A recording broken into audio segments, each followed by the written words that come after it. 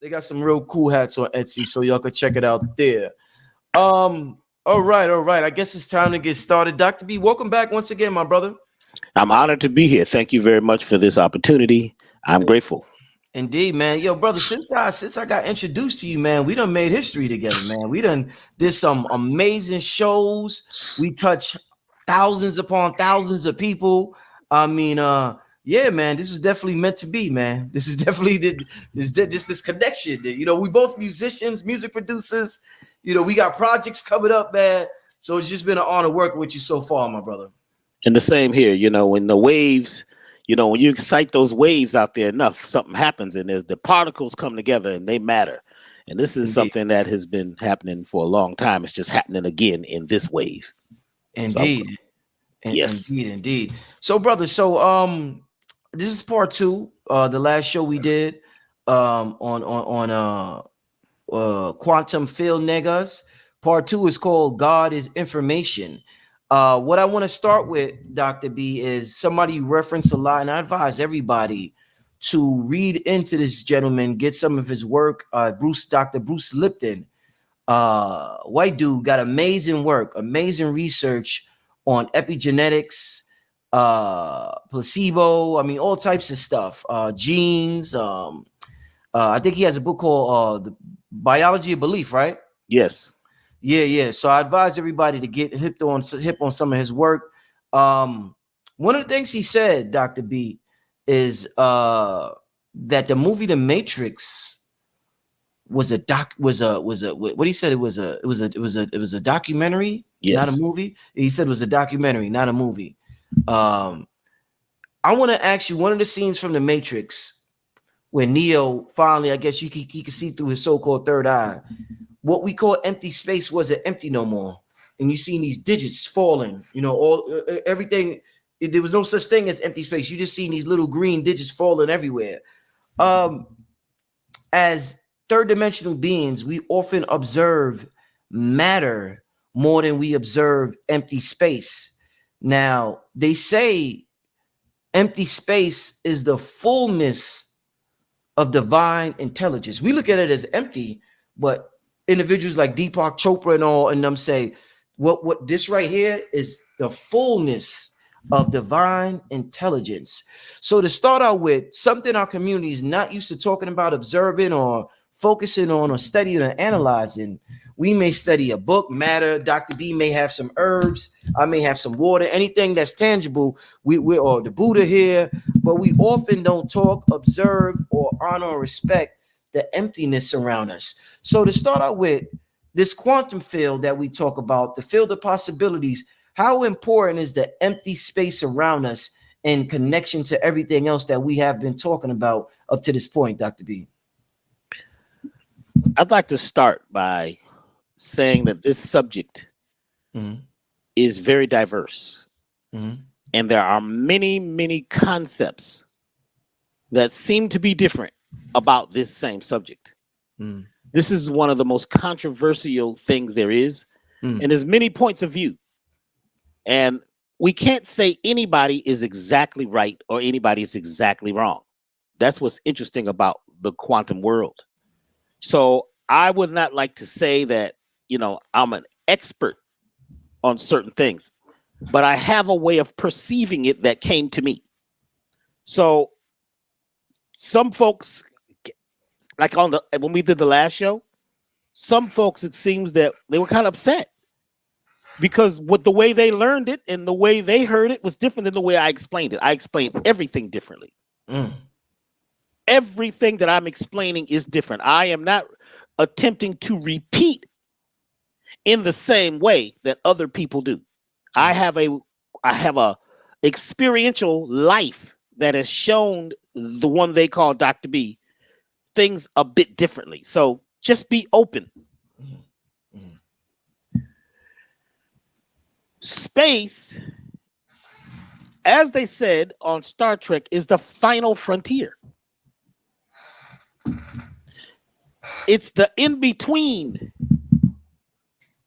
things where all the action is at. We have, because of Newtonian science, made contracts and agreements and been cast into the spell of everything is mechanical. Everything can be touched and felt. But at the same time, when you realize that the spectrum that we can even feel, touch, hear, and see is very small. We're locked in, and we have a very small perception of what's happening. And a lot of the ideas that people have about what's happening are theories. They're theorems. They're dreams. They get stuff off of walls and they look at what the ancients may have said. And there's so many different viewpoints on what is space. Space is not space that's empty. It's a place where everything is happening at one time. All potential is in this space that we perceive as nothing, but technically the nothing is the no one thing. Grandma said, "What you been doing, boy?" I said, "Nothing." What I mean is I've been doing no one thing. I've been doing a whole lot of things. Our perception is so small. And even our vision of sight, what we see, we don't see what the bumblebee sees. We don't see what the butterfly sees or the bird. You know, we almost on an egotistical level want everything to be the way we think it should be. That's huge ego. We think we know something. But then there's a science called epistemology. Epistemology? Epistemology. Okay. I looked this up. I was like, well, what? This is the study of the limits of knowledge. Now, see, right away you stop. Wait a minute. The limits. The study of the limits. How do you study? So in other words, just it's where do we stop? Where does our knowledge stop? We haven't been here very long. You know, the subatomic microscope, and now they got the new, what is it, the Webb, what's the telescope they just opened up? James Webb or something? James Webb, oh boy, they're starting to see, and it's looking at the infrared, you know, we're children. We're not even in, we're just barely in preschool. But our ego, and the ego of the scientist, which all disagree, which to agree to disagree about almost everything, will give you knowledge, and then your teachers are teaching you what they think they know and making you repeat it over and over in your head, so it becomes cast in your head as real. For instance, I remember in high school, you know, I went to class, and it was the new math class, and it was pre-algebra. And I asked the teacher, I said, well, when are we going to do algebra? He says, well, this is pre-algebra. I said, well, what? This is not algebra. He says, no, it's pre-algebra. I said, so it's not algebra. So it's really just math that we already did. He says, no, it's pre-algebra. It's really important. I walked out the class and said, I'll be back when it's algebra. What is pre-algebra? You're preparing me for, are we going to be doing any algebra at all? If we're doing any algebraic equations, then it is algebra. But they like to divide things up because most things are based on commerce. It's based on business. It's based on giving you things to keep you in or on a certain channel or in a certain field of knowledge so you can be used, so that you can be used for money, for energy. In the Matrix, the people were in a dream world that was created for them, and they were actually in tubes. The actual people were in these tubes, and there was this black fluid coming from them. That was what? That was the energy, the electricity coming from the people that was used to what? Be the battery or the energy for the Matrix. So a lot of us are in a tube, even in our mindset. And our ego has said that this is it. But we're being used for electricity for other things. The bottom line is what I have seen and experienced with my own experience is that in the space, there is nothing but opportunity. It's potential energy. It hasn't collected itself together as this or that. It's waves waiting to happen. The dark matter, is waving to you, giving you waves. When we got to the lab, and I was in UCLA one time with the scientist, and he had this huge microscope, man. This thing was big, man. It was a couple stories high. And he says, look at these cells. And we look at the cells, right? And we bring up the magnification. These were like human cells. And then we got to a point where we're past the cells. I said, well, where are the cells? He said, well, you're in between the cells. You're in the space. And he says something interesting. He says, most of the world is 99.999% space. There's more space than anything else. But we've agreed that things are solid. But the Kung Fu master knows that things are not solid. The Kung Fu master can take a brick, a cinder block, and break it. Mm-hmm. When I took one of my classes, we had to break this piece of wood that was almost unbreakable. And I'm going to show you something that's interesting. We had done this class, this was in, the study of the cosmos and the study of the mindset and, about metaphysics. And everybody was trying to break this wood. And they kept talking about the wood is easy to break, but nobody could break it. But there was one lady in the class, and she was in a wheelchair. And her hands shook constantly through the whole class. They pushed her around. And, she seemed to be frail and weak. And at the end of the class, they held the wood up.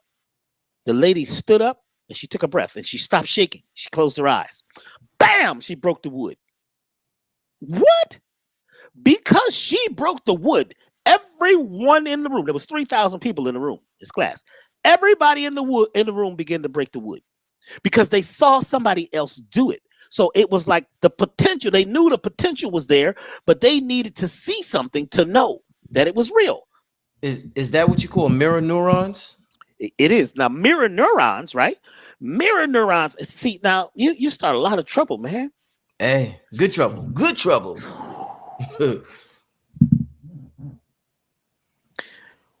We are modeling. We see something and then we believe it's there. Mm. Your nervous system now creates based on that what you desire. Your nerves, your cells, your genes. When you see something being done for the first time, then all of a sudden it's not impossible anymore. Mm. When I produced this record that became one of the first hip hop records to go gold in Southern California, everybody began to do it. Before that, how come there was no young black record producers? Mm-hmm. And this is another thing that gets to my nervous system sometimes. We always talk about the first black. This is the first black person to do this. And we get a lot of credit. They say, why do we have to say anything about the first black? I agree. Because you don't know if that's the first black or the first white. You don't know when the first begins because somebody gave you references for everything. Nobody told you that you could change everything and you could manipulate the waves in this web, the World Wide Web, the universal web, to create particles, to create what you call life, or to create material things. Because the space, right? It's the place where these waves that are just potential are waiting for someone to observe them. Once they are observed, and it's just not seeing them one time, but sometimes we got to see something and do something over and over. It's the repetition of those waves that cause, or because thoughts are waves, so it's the repetition or the behavior over time. Well, time is another thing that's interesting. That actually causes the waves to condense together and create particles or things. The matrix, right? It was numbers, ones and zeros. Everything on your computer is all ones and zeros. That's all it is. It's two numbers. It's just the way they're configured. So you have off, on, off, on. That's the same thing as Morse code. Dots and dashes, off, on, off, on. Somebody has to sit there with the mindset, with the creativity to cause something to be. This thing is caused by the thoughts, the collective thoughts of everyone, not just everyone. Even the plants have consciousness. You don't think plants have consciousness? This is the scientists have another one about that, whether plants have, do animals have consciousness? Everything is conscious. Everything is alive. But it's disrespectful for us to say what is life, what is not life, knowing that you can't create energy and you can't destroy it. So everything is energy. Everything is vibrating. It is about the way we see it. When I had the outer body experiences several times, some were on purpose, some were not. I saw everything from a whole nother perspective. And I realized that, wow, we have created an idea based on the stuff we were taught. And the stuff we were taught was based on what they were taught and what they knew and what they could perceive. But we can't perceive the deepest stuff. That's why I love quantum physics, because quantum physics, it's where what you call spirituality and belief meets science. When those two come together, it's just not an idea or a belief, something you're caught up in. It's actually proving itself. We have seen the power of meditation. But, you know, the big thing about meditation is it's the cessation of thought. You get in this space where you're not a man, you're not a woman, you're not black, you're not white, you're not up, you're not down. You're the nothing. And when you get into that space, that for a minute your mind goes quiet, your brain, your intellect goes quiet, that resets everything. And now you can begin to project differently because you have to get out of time. Mm-hmm. Once you get out of time with this whole thing about, you know, what's the past, what's the present, what's the future, technically it's all happening at the same time. If you look at it the right way, it's all happening now. Everything that ever happened and will happen is happening right now. Mm-hmm. It's just that you can't perceive it because we're locked into a very small, you know what I'm saying, grid or a very small, you know, section of perception. Once you get out of time and you get into the nowness of this moment and you have an idea, let's say you would like to, you know, prosper, have more business. Once you get in the space without your other stuff and all your baggage, because you've been taught, right, through epistemology, the limits of knowledge. You've been locked into how much you could know and how much you couldn't know. Somebody told you that based on what you believe about yourself now. I don't know if I'm making total sense or being clear, but if you need to ask me more, we can get into it. When you realize that when you get out of time, you begin to emit. Time is moving in the direction that you perceive. It's moving as fast or as slow as you perceive. It's only relative to your thoughts, your belief. You get out of time and you flip time and it becomes emit. Now you're glowing, you are broadcasting. You are in the no place. And in the no place is where you could create everything. People say, well, Dr. B, how do you do what you do? You know, somebody asked me the other day, they said, man, you use some of the same herbs as such and such, but they don't taste the same. They don't act the same. It's because I'm creating in a place and in a space that I've created. I've never happened before. The Dr. B you see right now on the screen is not the one from the other Black Magic shows. What do you mean by that? That means that I have traveled.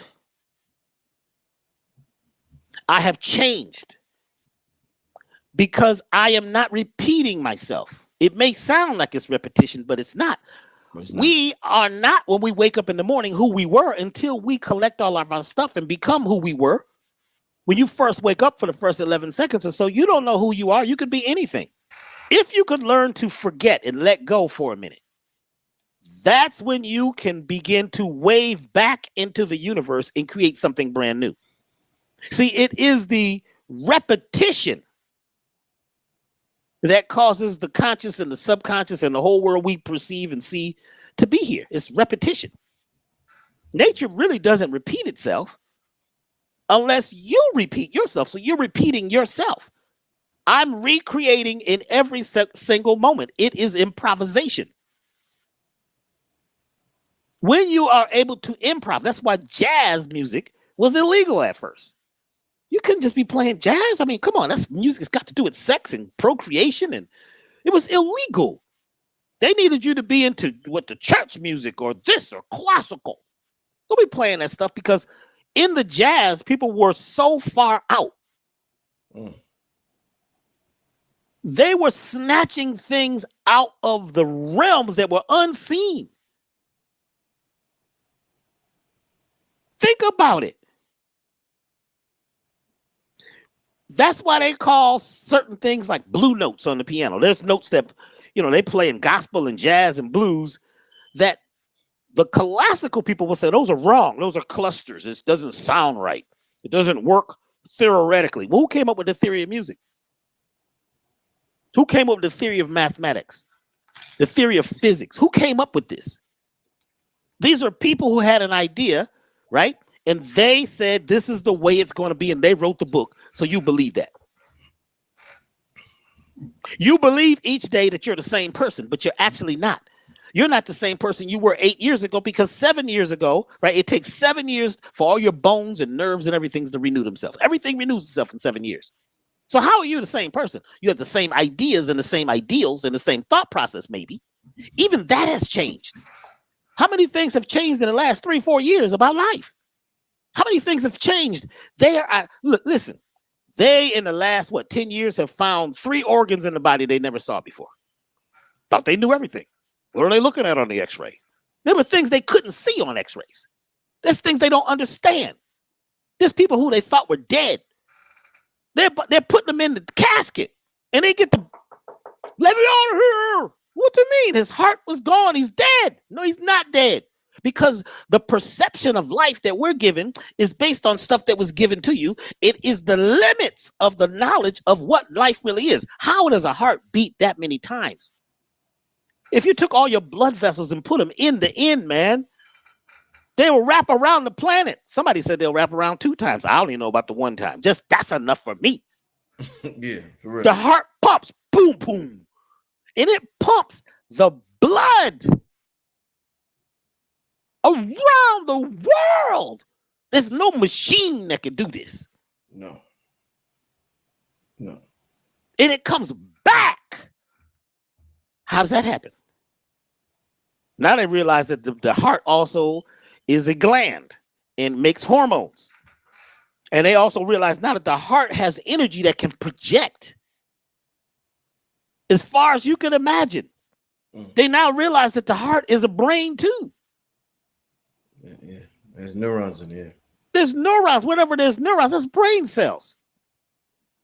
They realize that there's mirror genes. There's genes that mirror other genes. There's genes that repair genes. There's genes that pop in and out of existence when things happen. The human body's amazing. This whole thing is amazing once you get out of your head and stop tripping with your ego. But see, here's the thing. All this intelligence and all this knowledge is great until you can use it.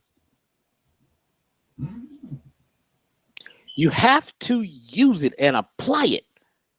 So we collect now. We got all this now. The internet is just deep. Yeah. What are you doing with it? Are you actually creating something from it? I can play a rhythm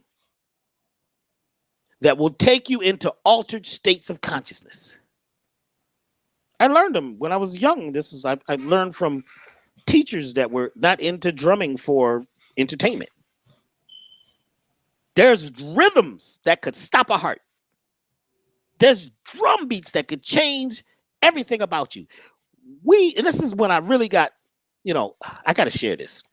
Please do. I used to play with a group of drummers when I was about 15, 16 years old. We used to go to the park. The drummers meet in the park. And a lot of the brothers that came there, man, their hands was like, they were so hard, it was ridiculous. These was like brothers who had come from the continent. They cut their drum out of a tree. You know, there was this one guy, and his name was Chief Bay, and he could make 142 sounds on one drum. Ooh, that's bad. So we knew like the slap tone, you know what I'm saying? We knew the open tone, the muff tone, you know, about 5-6 tones. He could play 142 sounds on one drum. On one drum that he made.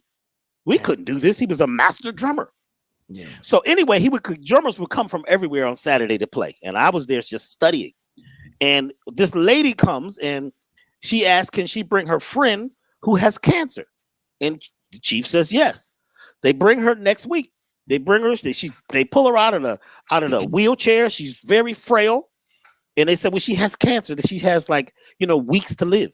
And the lady's eyes are not even open. She's so thin. I mean, she's just like skin and bones.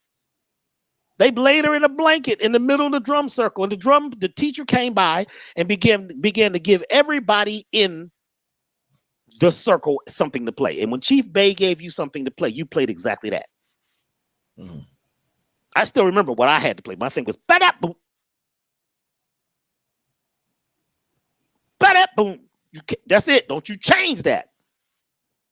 Ba-da-boom. Everybody, all the drummers began to play these rhythms, which became polyrhythms and multi-rhythms.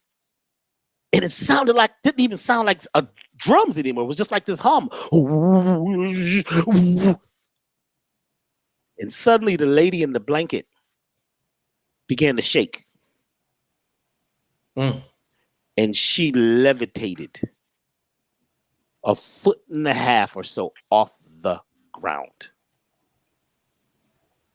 Chief Bay tells you to close your eyes and get into your idiom. The idiom is a special sacred place that you create where no one is but you. In that idiom, in this place which you're playing towards, you're supposed to focus on a candle or a light or a star. You create something that you move towards, and that is what you are focused on. Your destination is to move closer to this quiet, dark space called an idiom. I'm 14, 15 years old. I am not doing the idiom thing. I open my eyes because I want to see. And when I see the lady shaking and opens her eyes and raises her hands, I grab my drum, brother. I broke down. I couldn't take it. This was too much. This was busting my paradigm. This is impossible. This is some of that African magic they've been talking about. I got to go. I grabbed my drum and left. It was on the news 2 weeks later that a lady had a spontaneous healing from cancer and would be going back to school to teach in a couple weeks. It was in the newspaper. I was there when the lady went through some sort of change, a metabolic change, a particle change. Everything happened because what was going on was we were creating something in the field by sending sounds and focus and vibration, while each person being in their idiom, playing a rhythm, sent waves into the next realm and changed the dimension. And in this other dimension, this lady was healing from cancer. I left. I got to give you this next piece. I never wanted to play with the African drummers again. Oh, heck no. I even went over to my grandmother's house and started reading her Bible with her. I'm like, this is it. I'm done with all this Africans and all this stuff. I'm from Connecticut. I can't take this. This is too much. This is crazy. Science fiction. About 3 months later, I was, shopping, and I see the chief, and he walks up to me. He says, "Brother, I see you left suddenly." I said, yeah. I can't even look at him because his eyes are bloodshot red. Africans with the bloodshot red eyes, you know what I'm saying? Fingernails is weird and long and curved like claws. He's been playing the drum so long, his hands like hoofs. I can't look at him. I said, "Yes, sir." He says, "Well, I'm glad you left because it wasn't time for you. Because you are not a regular human being. You are not from here. And that was for you to get an idea of what is possible in the field of possibilities. I'll never forget this. Where I am from, anything is possible. The village next to where this guy is from is where the brother created the first cell phone. That Motorola came, he disappears, and suddenly we got the flip phone and this phone and that phone, Motorola. That's where the coltan that's in the soil that these people are digging, which makes the cell phone work. Right. The man, my chief, said, where I'm from, we have a mineral in the soil. That's why our shoes are off, so that we can teleport. Ooh. This is the village right up from where the coltan is now. They were tapped in because there's minerals in the soil that different places that actually can help you in different ways, because they're connecting you. See, minerals are alive. They don't think minerals are periodic table. You don't think they're alive. Well, if they're not alive, why are they measured in light? You tell me why those substances, gold, and why is gold measured in light? Why is iridium measured in light? Platinum. These are light frequencies. And what's really interesting, the monoatomic elements are in the middle of the table, the periodic table, and they make an L. Iridium, rhodium, platinum, gold, the monoatomic ones that are in this world and also not in this world, I'll make an L. L is the angle of the way light spins when proteins are good for us. L-phenylalanine, L-lysine. When you're tapped in and you've let go of this world, the rest is up to you. Once you let go of all that you have in your head, because some of the quantum stuff and the science, I can't explain 170% gain to you. Right. People say, well, Dr. B, you're not saying, he wasn't saying that right. He didn't pronounce it right. Well, get out the room. I'm telling you what I know. I may not be able to explain it in a way that you can understand it, but I can show it to you. Seeing that drum, that what happened when we were playing drums changed my life. And I began to hear, as I'm reading with my grandmother, the same stuff in a different way. And then you go to all your holy books and it's all kinds of stuff, and it's about the potential that's out there for you to use. It's a potential in a space that some folks would call the God. That's the godness. It's waves. You can't touch it because it's not physical. It's waves. And when you are able to focus in an idiom in a place and have a space that you're moving towards a destination, and when that destination is clear, and when you are without all that other stuff, and you have created a thing called displacement, you've got to put things outside of you, right, to create a bubble of existence in you when you're so focused and you're so clear on the nowness in this particular moment that everything begins to fold in and create based on how you project yourself into that space and choose what you desire. How do I know it? Because after that thing happened, I started doing things that were impossible. I was actually at the auto shop today, get my car, worked on, and the guy, everybody's got an attitude in it. They're mad, there's smoke, and the cars are on. I'm trying to figure out how these people do this all day, right? I'm trying to breathe carefully so I can get out of here. And all of a sudden, this song comes on the radio. Your love is a supernatural thing. And the guy that's helping me, he had an attitude at first. He starts singing to me, man, I love this song. I said, sir, do you know that song is the first song as a musician I played on? He said, what do you mean? I said, I'm a percussionist. I played the congos on that song. Check this out. Benny King, supernatural thing. He says, wow, is your name on the record? I said, no, my name's not on the record, but I was a child and I played, and that was right after. I want you to check me out now.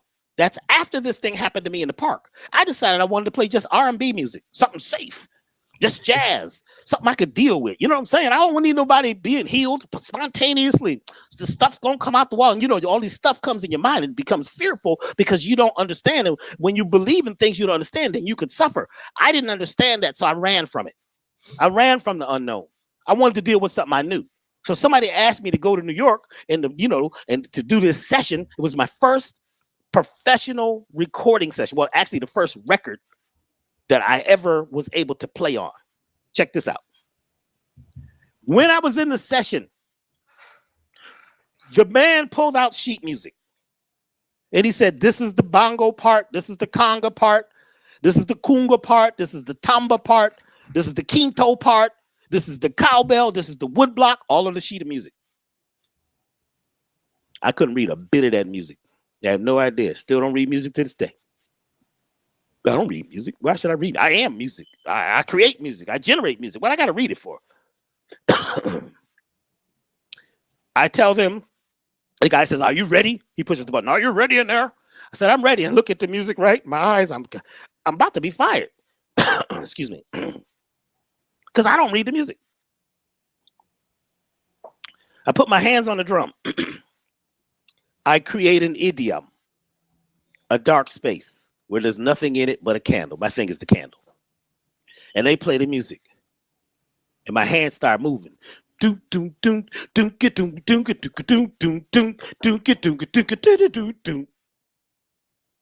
Cowbell. Go gang, go gang, go gang, go gang, go gang, go gang, gang, gang, gang, go gang. Queakers. Cook-up. Cook-up. Cook-up.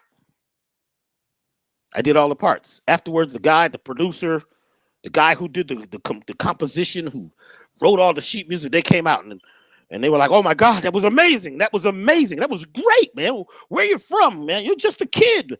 And the guy who wrote the sheet music is looking at me. He ain't really all that excited. He says, I want to talk to you outside. He says, what the hell was that? I said, what do you mean? He says, you didn't read my music. I said, I don't read music. They didn't tell me I had to read music. I read the universe. I read the idiom. He says, what? I said, I created something from nothing. Now, if you don't want to pay me, cool. Guess what? I didn't get paid. They gave me donuts and, I got to ride the A train, you know what I'm saying, and ride around New York, but I didn't get paid because I shouldn't have said that, actually. But I was using the stuff that I got when with the drummers were creating a different state, moving to another dimension. I learned to do it, even though I was afraid of it. I had to do it because sometimes when you're under pressure, that's when the crystal comes online, because we are piezoelectric crystals and we begin to glow. We begin to emit when we're under pressure. I was under pressure. And the song was Your Love is a Supernatural Thing. Y'all look it up. First record I played on. Your love, check it out, is a supernatural thing because you can't control real love. You can't fall in it and fall out of it. It's coming from the quantum realm. It's like a storm comes over. You just feel it. You're in it. You exist in it. You can't get out of it. You can't say, I used to love that person. You didn't love them. You liked them a lot. When you're in the space, there is love, which is potential, that is vibrating if you are on the right love train. Now, if you're on the hate train, the anger train, guess what? In the idiom, in the quantum space, you project that. The one thing is, and I'm going to break this down and let you ask some questions here. There is universal laws. And one of the universal laws is that if you are in stress mode, if you're in anger, fear, worry, grief, victimhood, taking things personal, your energy condenses. Your energy compresses into you and your material body gets tighter. You squeeze down on everything. You're angry. You're gritting your teeth. You're mad. You wake up in the morning. You're upset. You watch the news. You're upset more. You study the history. You're more upset. You talk to your homies, and they're all in struggle land too. You've been to the struggle convention. All you do is talk about the problem, the problem, the problem. Your body condenses, and now you can't project as much into the quantum field. The universe is not going to crash itself for you.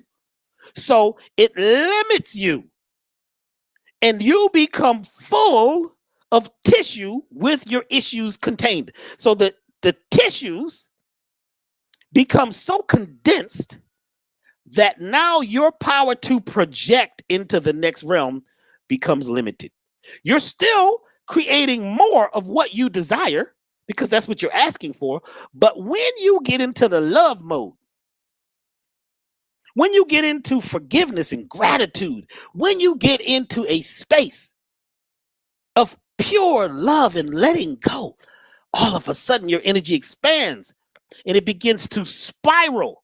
The golden mean, everything begins to spin. You begin to project. You become a generator.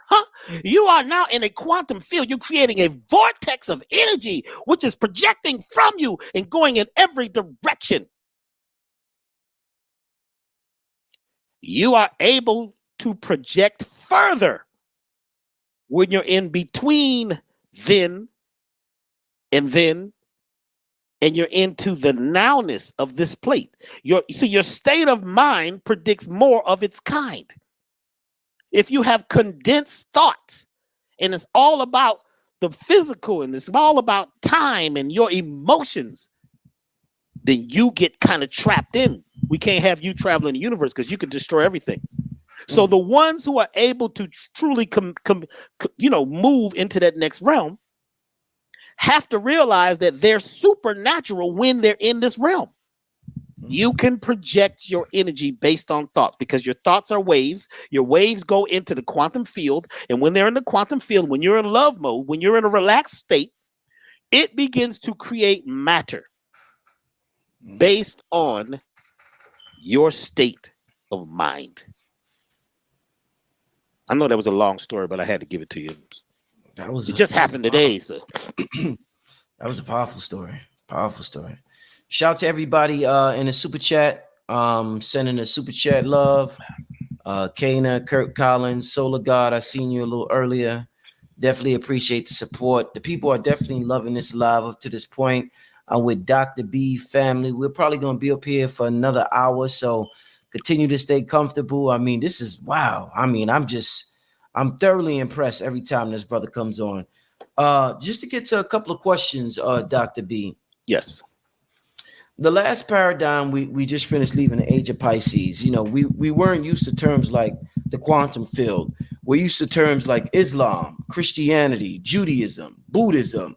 And within these religions, we have entities or deities that we pray to, that we worship, and that we ask for things when we want things to manifest. Now, it seems with the quantum world, you don't pray to the quantum field, you command the quantum field. Now, coming from the old paradigm into this new paradigm, that seems arrogant, that seems cocky. How can I command something that, like most people, we're so used to, please God, please Jesus, or please Buddha, please Allah, please Almighty. It could be Osiris, who gives a fuck? Let's say Osiris. Please Osiris, please Isis, please Osset, please Asar, please give me some money so that I may take care of my family. How effective is praying and asking for things in the quantum world versus commanding? I command wealth in my life. Like, do you consider that cocky? How should we roll moving forward, my brother, since we're all raising our frequencies?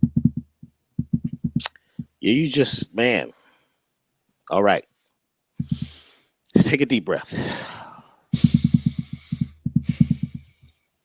If you would like to keep the domestic animals in a place, you have to give them something to focus on. They're waiting for the farmer to bring them hay.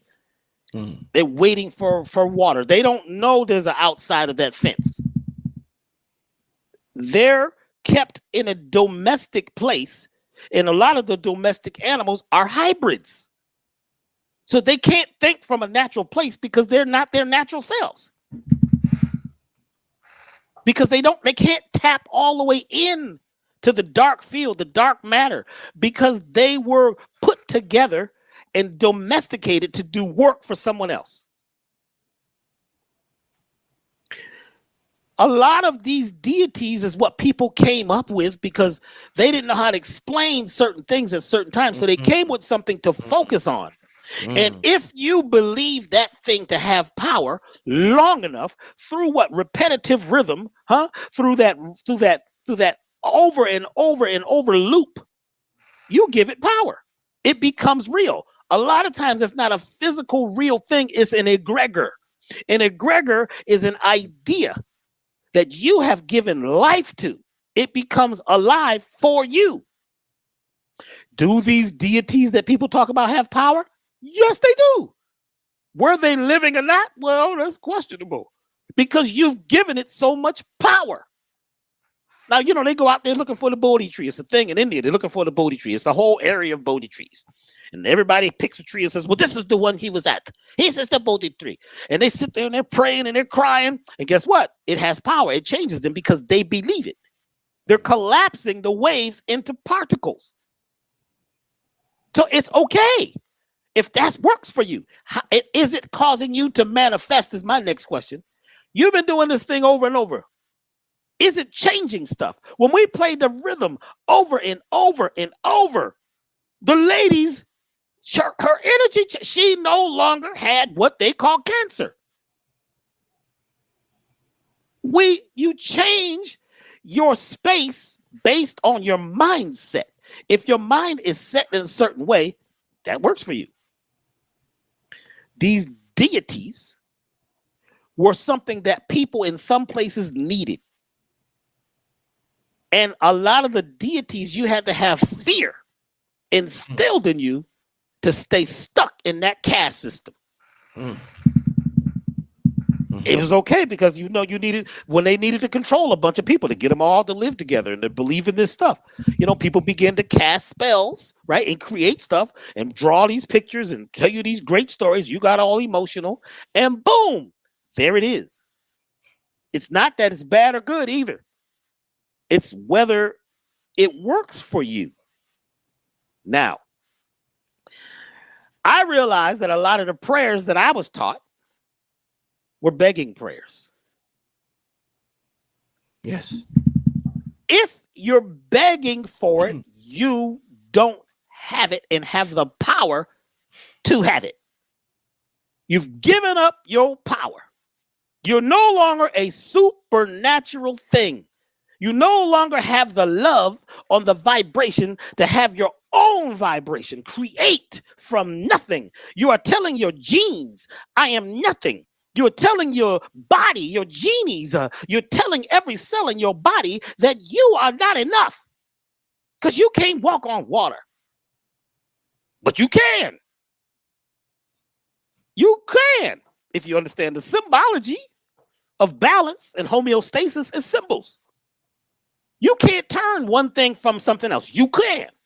How can you turn water into wine? Well, you get some grapes, smash them suckers up, put them in some water, sit them out, let them be open for a while so certain, mycelium get in there, and guess what? It ferments and becomes wine. They didn't say how long. You didn't ask how long did it take. So you get caught up into this stuff and you're so emotionally caught into what? It's mostly fear paradigms. If I don't do this, I'm going to hell. Well, you're in hell a lot of times. You've created hell on earth. What do you have? What do you desire and what do you have? Here is what I have seen that works. If you're going to desire something, close your eyes for a minute, create an idiom, a space. You're going to need to breathe a lot of times to get there. Certain breathing exercises that shut you off from the world. It brings your consciousness totally online, tells your subconscious to stop recording and stop playing back old information and record new information. This is what certain types of breathing does. And there's other things, movements, that you do in, certain things like Tai Chi and Qigong that gets you into a place where you're the generator, where you're in this place. And now the thing that you desire, I don't like use the word to command it. The thing I use is say that I am grateful for the new house. I'm grateful for the new garden. I'm grateful for the new love. I am grateful. I am great. I'm full. I am full of greatness right now. And I am vibrating at a space and a place that is projecting into the quantum field my desire as if it is now. I'm feeling it because feeling trumps seeing and hearing. Feeling trumps it all. You send and you make these chemicals when you're in this state, huh? And this state, you are the governor, you the manager, huh? You the president. When you're in this space, the body responds by sending out waves. And these waves are going out looking for more of their kind. And it comes and it grabs the particles and says, new house. How big? Don't just say house. Because you could be like my homeboy in LA. He got a house right on the hill that he said he wanted it on, but he can't come down at night because the hood is rough. You better not go down there at night. They'll drag you out your car. I said, what happened? Man, I got the wrong house. No, you got the right house. You in the right house. You in the White House. That's the house you wanted. Now you better make sure you in by dawn or the outright. You know what I'm saying? You can't. You gotta be careful what you ask for. You need to make it clear. Draw it out. What does the neighborhood look like? Feel it as if you're there. What do your friends, how are your friends? What kind of friends would you like? Feel it if you're there, as if you're there. Don't say, I want to get married. Are you crazy? Married to what? You're already married. You're evenly yoked with a whole bunch of stuff that may not be yours. That was ideas that was impressed on you. And you're impressive. Huh? And you're sympathetic to a whole bunch of stuff that ain't got nothing to do with you. It's none of your business. But you was taught through repetition to believe in this world. When you're ready to leave this world, the next one is up to you. So when you say, I am grateful for the beautiful loved one in my life. But somebody begin to say, boom, if you start getting stuff, that's bad. Now it's like voodoo. He practicing something. What are you practicing? You mean he's doing something? He using cards or some type of whammy stick. That's what people start saying because they're afraid.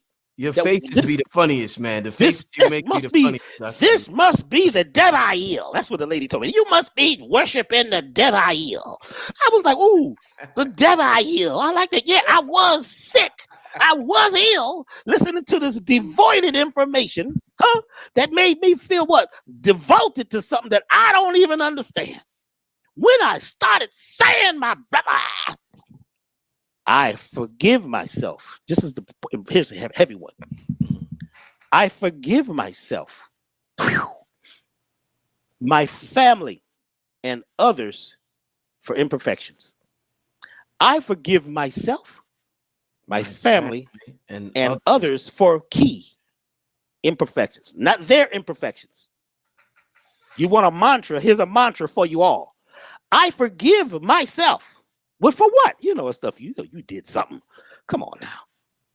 You know you might have done something that nobody knows about, but you don't totally forgive yourself because it was all based on those beliefs that they gave you. They told you what was right and wrong, what was the devil, what was this, blah, blah, blah, blah. I forgive myself. I forgive. I'm giving myself everything now. I'm pulling all my stuff back because I've been scattered across the universe in pieces. I've been divided. And that's all based on sphere paradigms. I forgive myself, my family. You know you got some issues with your family.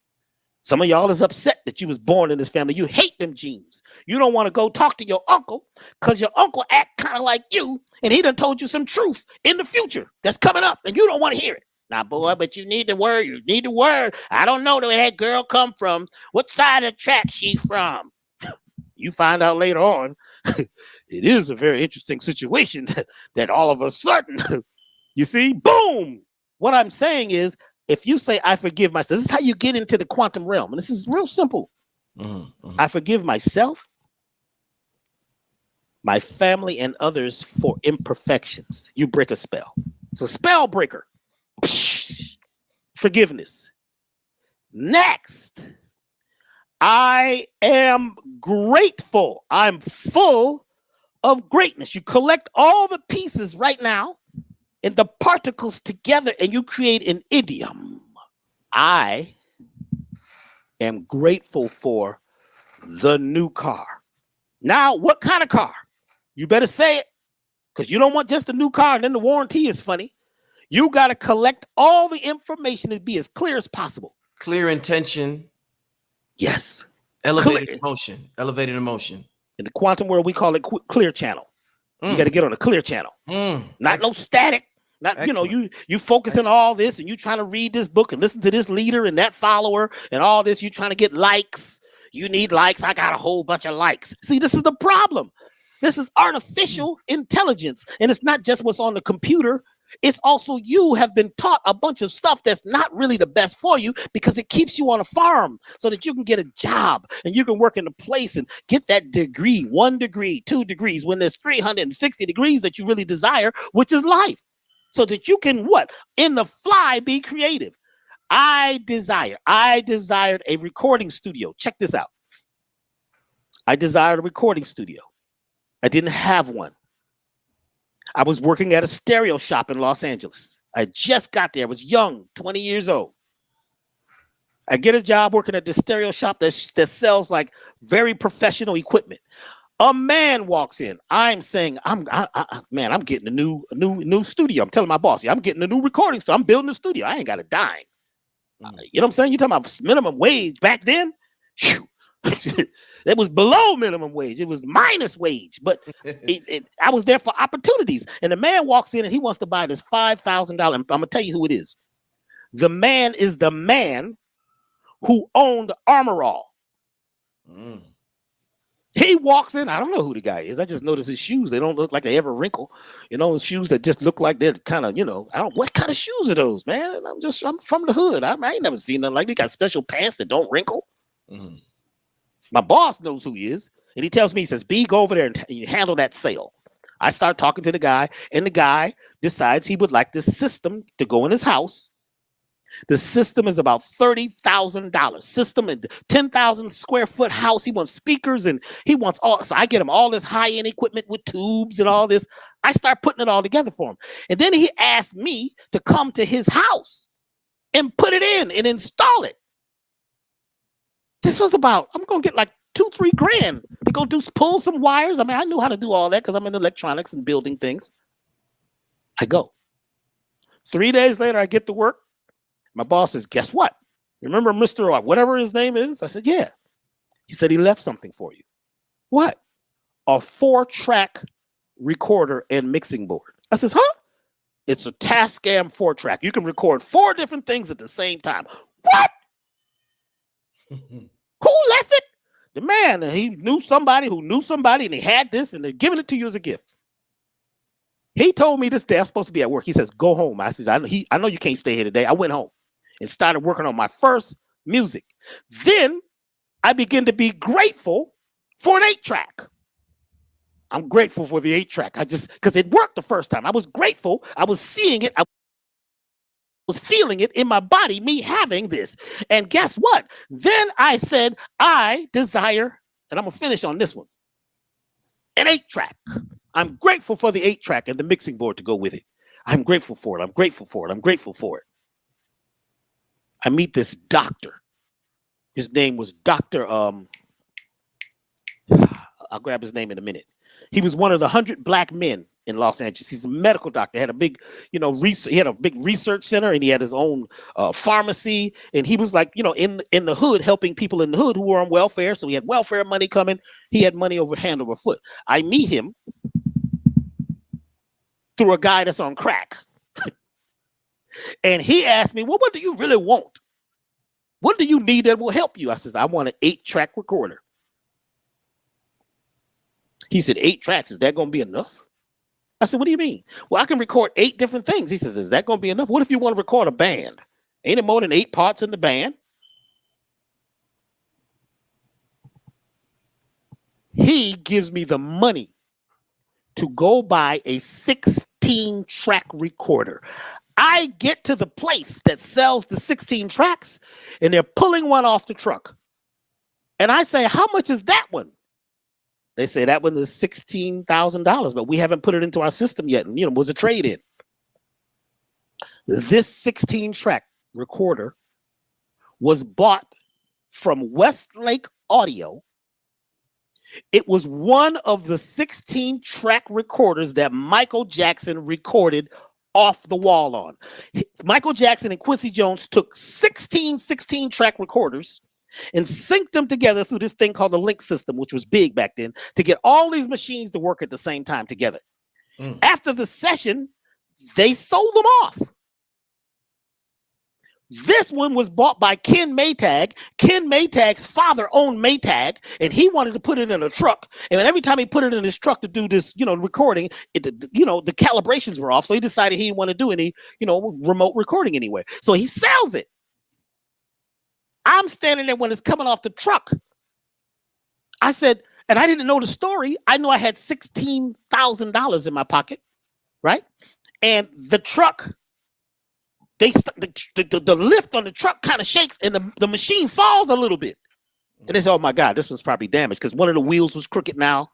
I said, I still want it. They said, well, we got to fix it. I said, I'll take it cash right now. I got the machine. My first recordings that became known were recorded on the machine that Michael Jackson, Quincy Jones, Bruce Swedien, the engineer, used to make the Off the Wall album. And it had energy. And I was saying I was grateful. I was grateful for the machine, but they didn't have no board. I needed a mixing board.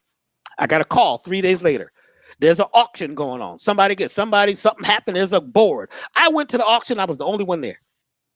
I bought the board and began to record based on me being grateful in the moment.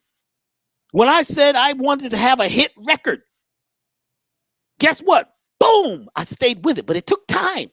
I had to stay in the place. I had to stay in the idiom. I had to keep going back to the African man and how he changed the state along with all of us with drummers by staying in the idiom, staying in the sacred, secret place and breathing into that moment and casting a spell of love, peace, and harmony, and then being patient.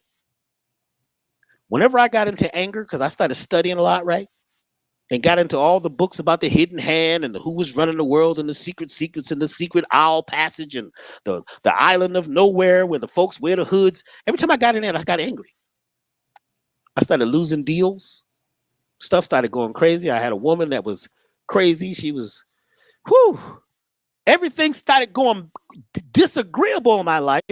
If you can't manifest. When I started living more distant, I had just proven to myself that being grateful, forgiving my family, and being grateful in advance was working. Being grateful for the thing I desire in advance was grateful. But guess what? Now I was beginning to become a different person and study a bunch of other stuff, which was all disagreeable.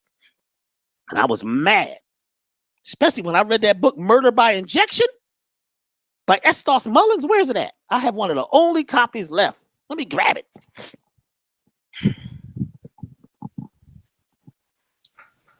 This book right here. Look at the papers in here. This is from way back in the day. This is my notes. I read this. It pissed me off. Murder by Injection. The conspiracy against the world based on medicine. I got mad. I was angry. Went and bought army boots. That's when I started doing lectures about anger. I was getting people upset about how bad it was, and the hidden hand and the serpent of serpents, and oh boy, everything I started losing. Oh boy, I started craving to get high and drugs and this and that. The people I was hanging with, folks was going to jail, stuff was happening all around me. It was like a vortex. My house became haunted. Things like people would follow me. It was all about the conspiracy. I got caught up in that. And guess what? I was creating more of that. The record deals that were going bad, I signed a deal with Sony Records, which I'm still on today, that I could never get out of because, I signed in the wrong place at the wrong time. When I realized that this all began to change for me when I got angry, because it's okay to get angry, but you got to move out of that and figure out what do you love and what do you desire. You got to become grateful for all the experiences that you've had and realize that those are lessons. They're not supposed to last forever. You're not supposed to live in Pastville because you're time traveling and you're creating more of it. And whatever you're thinking and focusing on, pondering on, you're creating more of that. You're magnetic and you're attracting to you and sending those ideas into the quantum field, and you're condensing your energy, and you're not breathing well, and you begin to create the evil that you desire, because it seems like you want it and desire it because you keep talking about it. That's when I switched up. I said, oh, wow, I'm haunted. I met the hidden hand people. I was in the music business. I met those folks that come in there, right, and tell you how to make a record, and the mastering people. I met the whole, I said, this is deep. I had to get away from it. It was making me sick. And that's when I got physically sick too. The doctors gave me a very little time to live. I had to walk away. When they told me I had a little time to live, guess what? I went out and started living. Through my phone, I remember, off the Santa Monica pier into the salt water. And I walked away from all of it. And I began to go back to my old studies. And I began to breathe again. And remember that I needed to be what? In a place of gratefulness, and be grateful in advance. Because my new thing was not about the music, because I had made a lot of money in music. Lots. I had all, after you get a certain amount of money, man, you lose your mind. You know, come on, why do you need, you know what I'm saying? What? I had rims that's $50,000. For what? Everything I spent was spending, and I wasn't investing because I didn't know how. When I let it all go, and the storm came because everybody was calling me. You know, you talk to Russell Simmons. Russell Simmons would tell you the story about how I cussed him out and hung up when he offered me crazy money, because it was like, I can't use no more money. I'm sick. I've made myself sick. I can't blame it on nobody. I can't blame it on the devil, and all the different things. I have to take it into myself and realize that I'm condensing my energy based on what I'm focusing on. I am becoming an observer of disagreeableness. And I looked at all the people that was around me, and everything was about how bad it is in the world. I mean, I learned about some stuff that I didn't even need to know about. If I would have stayed in my idiom, guess what? I could create. So then that's when my thing was, I am grateful for my body healing. I'm grateful to discover herbs and minerals that most people don't even know about. I was grateful to start meeting people of all walks of life. I'm grateful for my lungs, for my blood to begin to pump. I'm grateful to be well, to be healthy, and have friends in all walks of life, and have homes. I'm grateful for the homes. I could see them, I could feel them, I could hear them. And guess what? The other world dropped away. The industry couldn't find me. Nobody knew where I was at because I was in a sacred place. And once you get into a sacred place, you realize you got to do sacred things at a sacred time at a sacred place. When I set that idiom up, guess what? Music came back. And all of a sudden, boom! All of a sudden, what they said I had, which was some autoimmune system, blah, blah, blah, long name, it disappears. But I ate different. I talked different. I had different friends. I got out of what they call the industry and got into the me-dustry. So you got the industry, which is, you know, I'm creating again. The me-dustry, you know, you sound like a little preacher. I'm born from some preachers, so I have a little preacher in me. I'm sorry. So when you get into yourself, you become phenomenal. A phenomena is something that's happening right now that never happened before. You collapse the particles out in the distance and bring them close to you. You become a co-creator. You're not the creator because there's already potential out there, but it's how you project into it. How do you feel? You've got to feel at another level. And if you're feeling from the past, that's going to affect your nowness. You can't get into an open idiom space because your space is full of all this cargo and luggage. And you're talking about, you know, all the problems we got, what they did to us. Yes, some stuff happened. It's big time. The stories you don't even know about that happen to people. But if you stay there, then you can't be here. And you're going to create more of its kind. You got to become magnetic. And what now? What would you like? And can you feel it? Can you hear it? It is the repetition of pain or pleasure that programs and reprograms your conscious, your subconscious, and taps you into super consciousness in a beautiful way. You've got to create a beautiful mind. If you don't do it, you're going to hell in a handbasket. And that's okay if you're studying what you're studying and doing what you're doing, if it's working for you. So this is when you become the idol. You're talking about idol worship. Well, that ain't moving. It's idol. It's an idol. It ain't moving. You got to get out of that and start collapsing what it is in your world into a space. And you become a co-creator.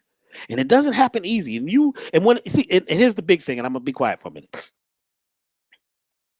When you get to the threshold, when you get to the place just before you cross into the next realm, the next dimension, which is what they call the event horizon.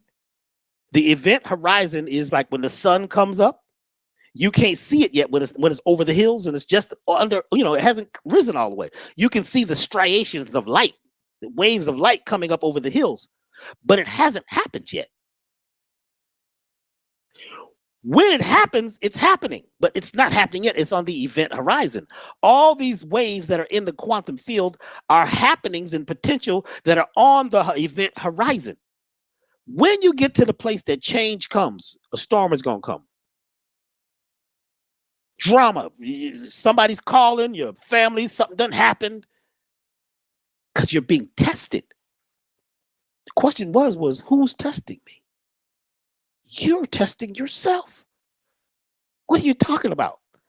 There's many dimensions. You're existing in many dimensions at one time. And you came to the dimension, which may be a lot of challenge for you, to test yourself like ninjas do. Powerful people test themselves. They're never comfortable in the place. They're creating more. You got to get uncomfortable for you to be able to get to that next level. Don't get, I got everything. I got exactly what I need. I'm doing everything I'm supposed to do, Dr. B. I've done it all. You haven't done it all yet. You've got to be grateful for what you have. And now begin to be grateful for what you desire as if it's here now and you feel it. But you will be tested at each level of the game because the game was created by us in another dimension. And we're only having this experience because we're projecting on rays of light from somewhere else into this time space now. This is like a terrarium where we came down here. We flow through energy fields to get here to have this experience because this experience is different than anywhere else. There's all kinds of different, experiences out there. This is just one. Dr. B, I'm going to get to a couple of questions from the people before we get out of here. I want to ask you one question myself. I mean, I could ask you tons of questions. We could be here all night long. I mean, the way we going with this, and of course, we'll have more shows in the future, family. But we do have to get out of here soon. Real quick question before I see a question in the chat, Marcus. I see a question. I'm gonna ask you a question first, Marcus. But before I get to Marcus' question, you talk about this being a game and this being created by us in another dimension. And I know you have had contact with entities, communication with entities. How impressed or unimpressed are they by the design of this game, by the design and of the human body and the technology that we use to navigate down here? Because some people look at this as being a prison for the soul. Then you have some people that look at this as being an absolutely amazing experience for the soul to experience. They say the Egyptians looked at this as prison for the soul, and that they just want to get the fuck up out of here and go back to the stars. So when these entities, are they totally unimpressed by us, or are they like, wow, you guys don't know how good you have it down in that motherfucker? Talk to me, my brother. It's all true. If you feel like you're in a prison, you are. Boom. if you feel like you're in a place of love, peace, and harmony. You are. You're creating it. It is true that since I was a child, I had what you might call visitations. I have seen things that this ain't from some movie, some show I saw. And it gets challenging because it's hard to explain a mystery, because the mystery means no tongue. So you can't tell me about the mystery of such and such. That's why they have these shows, you know, saying it's a documentary on the mystery of such and such. And at the end, they say, well, we don't know what it is. You watch the thing for an hour and they tell you it's a mystery. Mystery means you can't speak it. Entities come in all shapes. We are, you ready for this? Ready. So there's another name that they gave me that I don't utter yet. I'm not to use it yet. I can just tell you that the name means universe. I was told that it's not about me, it's about we, and that I am a universe, and that inside me there's all kinds of beings. In fact, most of my body is these other beings who have come together to be me. The mitochondria are actual, like, I don't want to call them aliens, but they're free beings that have all come together to be a part of your community. That's why they had to stop dealing with the DNA at a certain level, because it didn't work when it got to the mitochondria, because they can't break that down. And only women can pass the mitochondria. Men have it. Mitochondria are these beings. One of them in one of my journeys talked to me and broke it down and said, you're doing great. You got to do this. Your thing is to project as much love and harmony, make it light. That's what you're here to do. No, and don't agree with everybody. Everybody don't agree. Why did I ask you to agree with me? You think I'm crazy? I am. You don't think he don't know what he's talking about? I don't. It's coming through me right now. What's his name? Blue Pill called me the other day. He says, man, you improvisating. I said, that's a new word, improvisate. Yeah, I said, yes, it's coming to me now. This has never happened. Brother Rich called me today, and I was sitting doing something else I had something else all hooked up. And he reminds me that we projected this to today. And he says, we're going to do it. And the title, I didn't know what the title was going to be till I read it on the internet. I said, what? This man done picked it. God is information. I got to talk about that. How am I going to do it? I was worried, man. Oh my God. Then I said, idiom. Don't be an idiot. Get into the id, which is the beginning, the rawness, the space. And you will create it. They will come through you. You, and all of us are entities. We're groups of entities. Inside us, there's cells. Inside those cells, there's universes. You know, they talk about the Big Bang Theory, right? You know about the Big Bang Theory. They say where everything started was the Big Bang. You ready for this? Yes, sir. The Big Bang is still happening. Your heart wouldn't beat unless there was Big Bangs happening. Your cells couldn't pulse and make electricity. You know, you make voltage unless Big Bangs were happening. You couldn't take light and turn it, you know, the biophotons. You couldn't take light and turn it into energy. Your melanin would not fire. Your eyes could not see. Your ears could not sing unless there was Big Bangs happening. There ain't one Big Bang. It's multi-bangs. And they're happening every single second. We're firing. We are the fire. We are the desire. But as far as the other beings, some of them, they don't care because they're not emotional. They're doing what they do. The tree is not worried about you. The tree is out there. The oak tree is oak tree. And the collard greens are collard greening. The squirrel is squirreling. They stay focused. The squirrels right now are what? Gathering those nuts. You can have an argument and be as crazy as you want. They're beings. They got consciousness too. They look at you like, what's going on with you? You ain't focused in on what you need to be doing? Because they're grateful for the next nut being found. The tree is grateful for finding the next vein of minerals in the water. It's in a space of nowness, and it's projecting and expanding itself in every moment because it's a co-creation. Now, part of this thing, which makes it very, very hard to really break down, is that the tree is conscious and it's having an experience too. That's why you can see it. That's why when your eyes see it or you touch it, you have an interaction with it. And as we said weeks ago, the thing that connects all of this is the mycelium network. That's the life force between everything that helps to create the quantum realm. So these other beings are in you.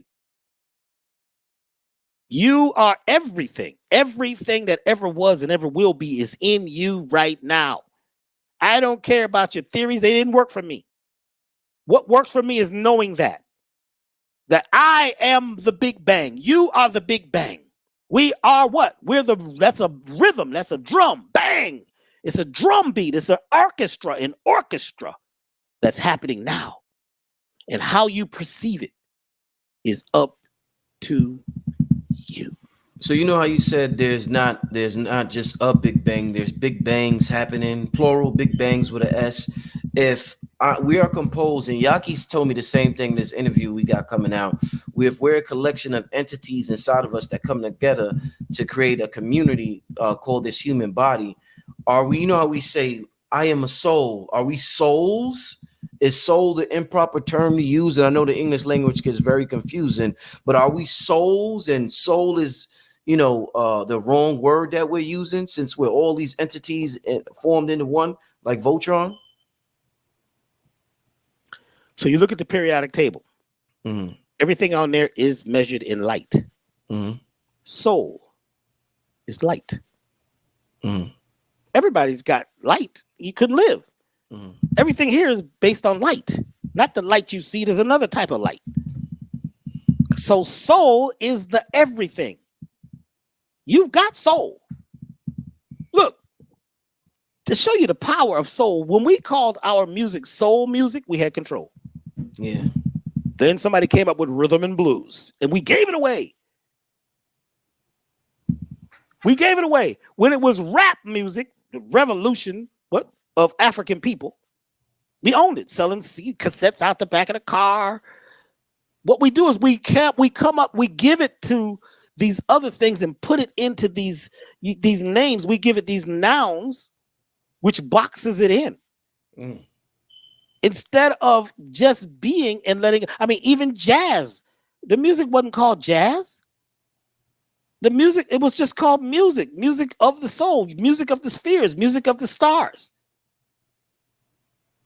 It was all about, you tapping in and being, see, now we're into competition, which actually keeps us from ever reaching our peak potential. We're competing. You're putting out a record. You're trying to compete with everybody else. You're trying to listen to what they're listening to and use the same sounds.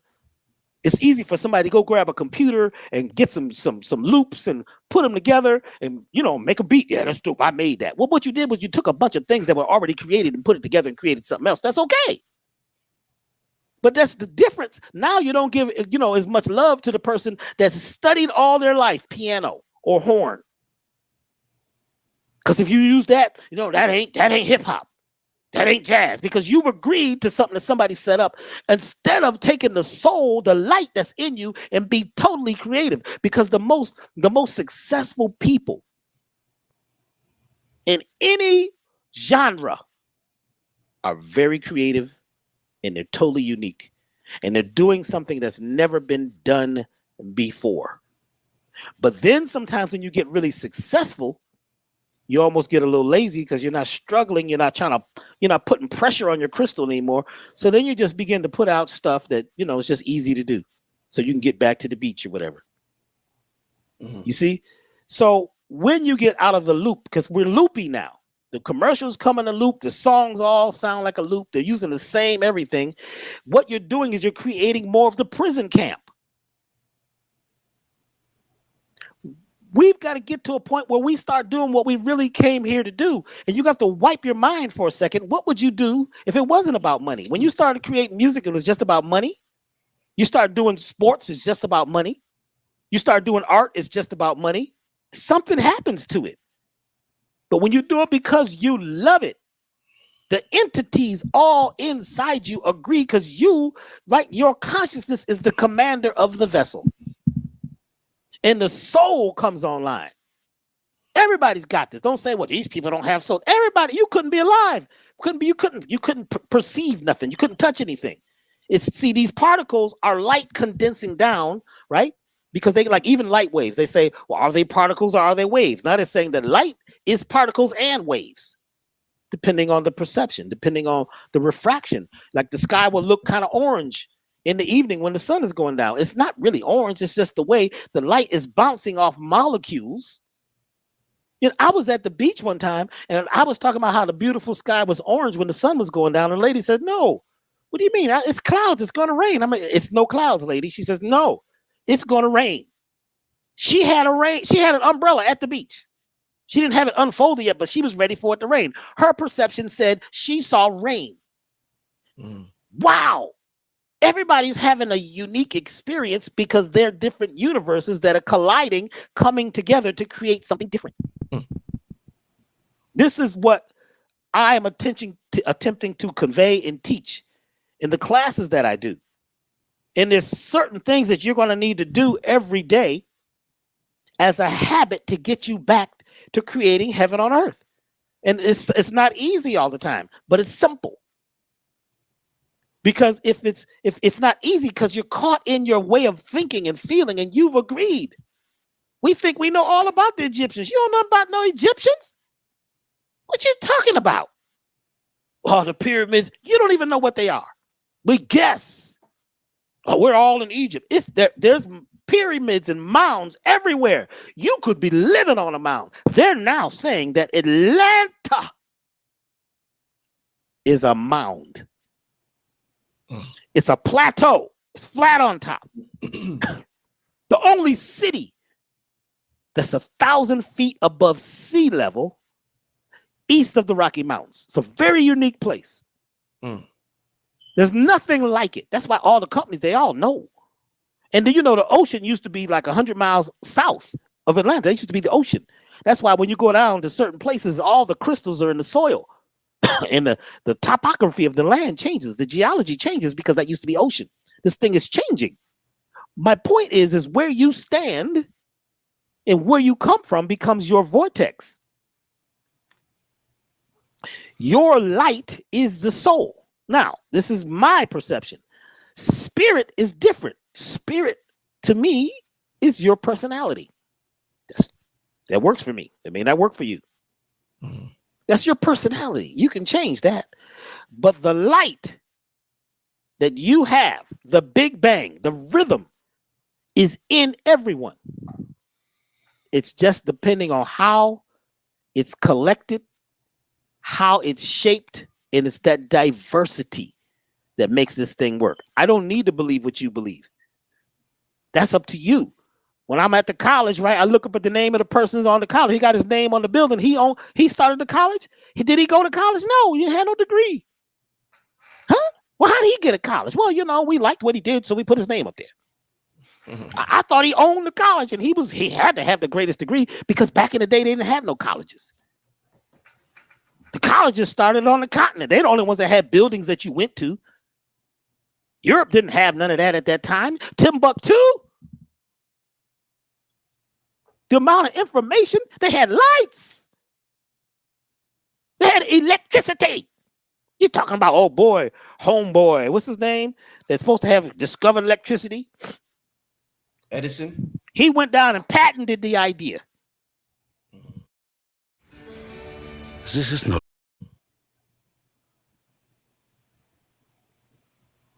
So a lot of things are already happening. Everything is already happening. It just you got to figure out how you're tapping in and what's your rhythm. And right now is the most beautiful time, brother, because the door is open. People don't realize that the door to the farm is open because the farmers, right? The farmers are fighting with each other because they only had a certain amount of time to run this thing. It's the time is up. See, you don't know it because it ain't on the news and you don't feel it. You look outside and think it's the same. Well, guess what? Nature knows something has changed. That's why all of a sudden the bees are back like crazy. So many bees, so many new animals. They're finding new animals. Let me give you this. Some of what you call UFOs are living creatures. Living creatures from here. Wow. So let's say you saw a stingray. You know what they look like? Yeah. In the sky. You say, oh my God, look at it's a spaceship. It's a stingray. There are animals that are like a stingray that fly. You can't see them because the frequency that they're on and the speed that they're moving at, you can't pick up. So when we were young, we had an old camera, and I decided to put the camera outside and just turn it on and leave, and just let the camera be at the sky, up at the sky. Look, we played it back. So I went to school, and I told my science teacher what I was doing. He said, "Well, let's think about slowing it down. Let's slow the speed down." We slowed it down, and oh my gosh, there was things in the sky, beings. There was stuff you could see. Stuff was coming together and forming. That's when I realized we can't see it all. That doesn't mean it's not there. Right. You just can't see it because you're cast into this farm and you think that you see everything, but you don't. You don't know everything. You don't understand quantum healing, how a person, look, Dick Gregory came to me with he had lymphoma. Told everybody he had lymphoma. They gave him a very short time to live. And he says, B, I need you to meet with me. Meet me with me in Florida. So me and 3 other scientists, we all met with Dick Gregory in Florida, and we had a secret conversation. B, I need you to do this. This guy had this water, right? This dude had this water that he figured out how to make, that he would inject into you. This other guy had this energy he could do with sounds and make things move with sound. You see? And I was there to, as the herbologist, and, we all worked together. Now, you can say what you like, but Dick Gregory, his cancer disappeared. Now, he had people he was working with all over. It wasn't just me. Don't get into, oh boy. I'm saying I was part of a team, a secret team. I couldn't tell anybody what I was doing. Shut up, close your mouth, create an idiom. And I worked and worked and worked to come up with formulations while other people were working on the same project. Well, guess what? Baba Dick Gregory didn't leave this planet because of cancer. He left because he decided to go to the next realm because he knew that life was life and life is life. How did that happen? The doctors were blown away. Lymphoma, you don't live from that. Once they say lymphoma, that's it. Get your business together. How in my life did I end up making it through? I was supposed to be out of here. So what I'm doing now is I'm saying, if you just let go for a minute, anything can be created. There is nothing impossible. And there are beings in the soil outside your house right now that if you saw them in the microscope, they would look like creatures from those movies that you watch called monster movies. They're tiny. There are beings that's living in you. Some of them are living off of you, called parasites. You want to talk about different things. There's all kinds of things that you don't understand. But what you can get a footing on is the first exo stand. Never mind understanding. Exo means to stand outside yourself and just be what? The observer, and create a sacred place in a sacred space. And we can all do this now because the ones who were the agitators, they're fighting from within because we're in a place and space we've never been before.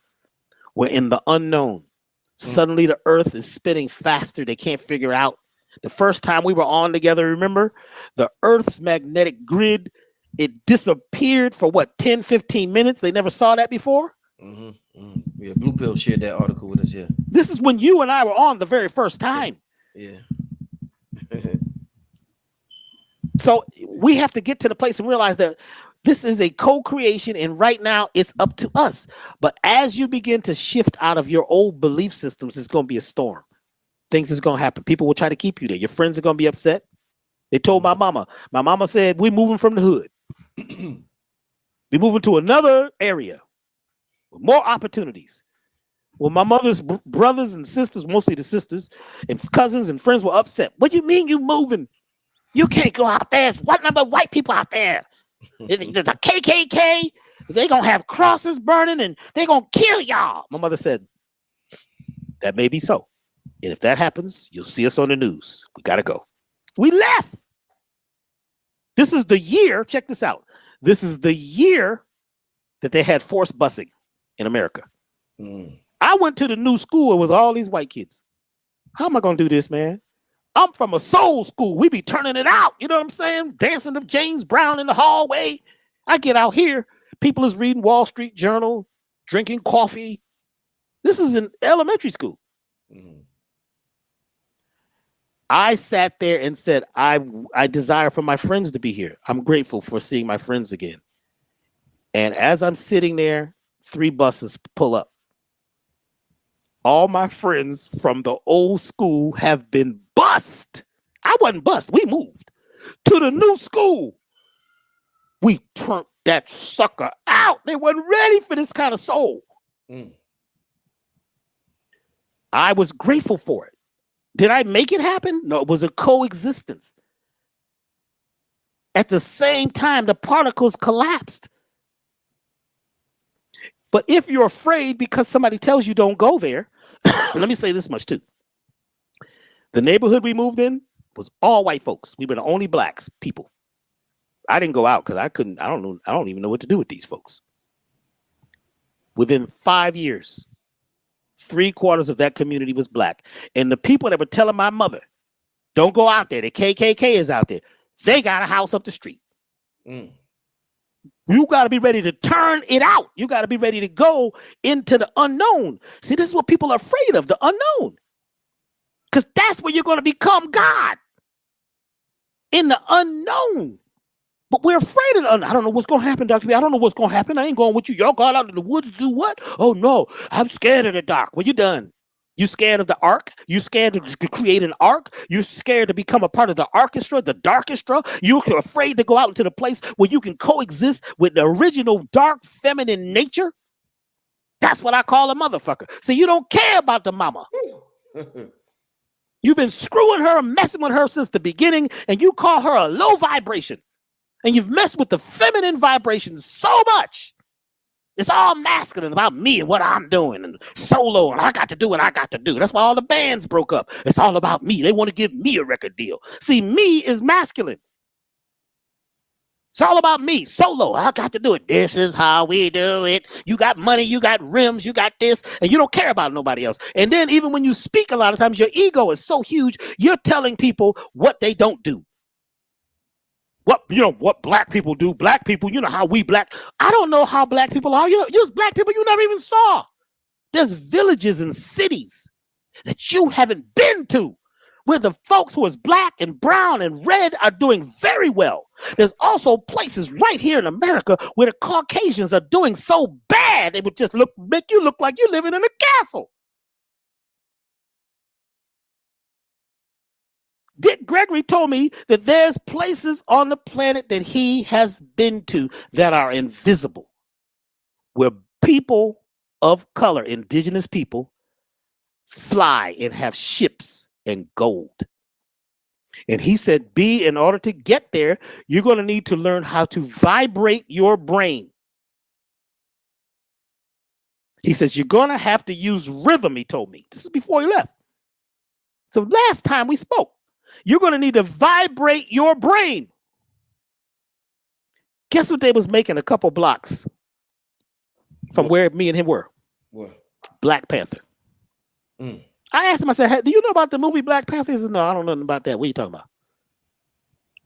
I go to the movies and they start talking about vibranium. What is vibranium? Vibranium is phenylene. Vibranium is melanin and melanin and phenylene coming together to create black gold. Black gold. Why do they need black gold? What is the importance of black gold? Why are so many people in prison in the dark? Because in the dark, you make more of this black gold, which is a monoatomic substance. I'm going to say this, and I may catch flack from this, but I'm just going to say it. Y'all agents out there can't hear this, so let me shut you down.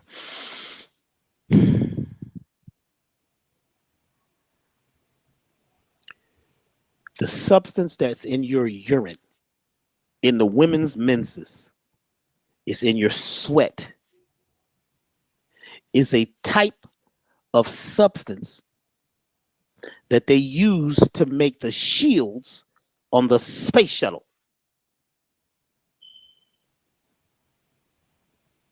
They use it to make circuitry. There's a sister that called me from your first show.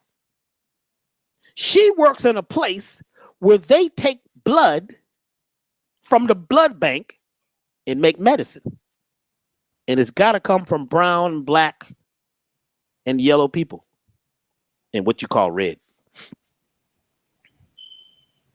They found that what's in the original indigenous person's urine, feces, fluids is the elixir of life. And out of it, they can extract this type of monoatomic gold. And it's not just gold. They call it that, but they're going to call it gold because it's a very important essence. Do you know how they got this, the satellites in space? How? Because every time they send a satellite up, it would burn up. They got a scientist who specialized in melanin. His name is Carol Barnes. Look him up. He's got a book, the Melanin, The Keys to Greatness. If you can find that book, it's very valuable. Yeah, I got that book. This man made a substance, a type of neoprene rubber based on melanin, which no matter how much heat hits it, it repels it. It pulls energy into it, but it repels heat. They wrap that inside of the satellites, and that's how they got in space. Carol Barnes, a scientist. He used the concept of melanin and what we are to create space travel. Or, not that they're going that far, but at least they can get up there a little bit. Don't think that, never mind, I don't want to go there. So we're being used. Feces, the pads. Put your pads in this container. What do you think is going on here? You know how valuable your blood is? They want your afterbirth. Do you know I had to fight to get the afterbirth when my son was born? With the state of California to get the placenta. Because they knew my bloodline and they knew my woman's bloodline at that time. They knew. At that time, they knew. So what we have is something everybody desires. And I'm not just talking about black people. I'm talking about soul people. It's a difference. We can talk about that in a whole nother show. We think it's just the color. And no, it's your vibranium.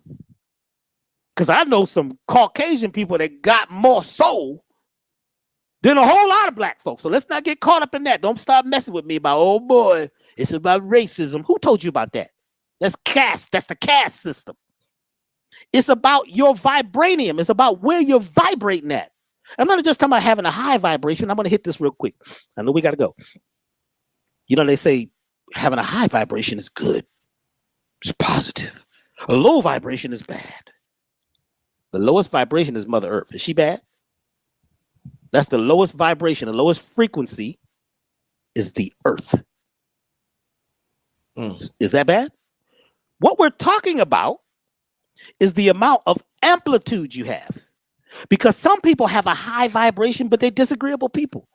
Talking shit all the time. And, oh boy, you heard about the news. You heard about what the president said. And see what they doing. See, watch him. He gonna transform into a reptilian. Watch him. Watch his eyes. You see that? And they're pumped up. They're high vibrationally into disagreeable stuff. So you can have a high vibration and be into some disagreeable stuff. You could be a criminal. Some of the best criminals are very high vibrational. Some of the people who are really doing the best work are very low vibrational. You can't see them. You don't even know what they're doing. They're not trying to be famous.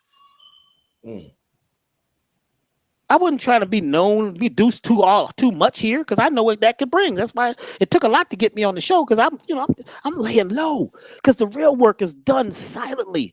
I don't need likes and followers.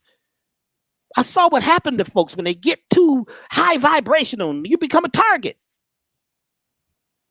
But now I know the gate is open, so we can say what we can say, and we're all right. Because the beings that we were concerned about, they can't even hear this conversation. They ain't even checking your show, brother. I had to make a phone call and do some muscle testing, some kinesiology, break out my pendulum and everything. Should I be on the Black Magic Show? They can't see the brother. This brother got some cloak. You think you know who you know? Oh, you have no idea. I've done the math on his name. I've done the math on his vibration. That flag that he got behind him, whatever it is, they can't see him. You don't know what's happening under that hat of his. This brother is not really totally here. He can't be seen. He's cloaked himself.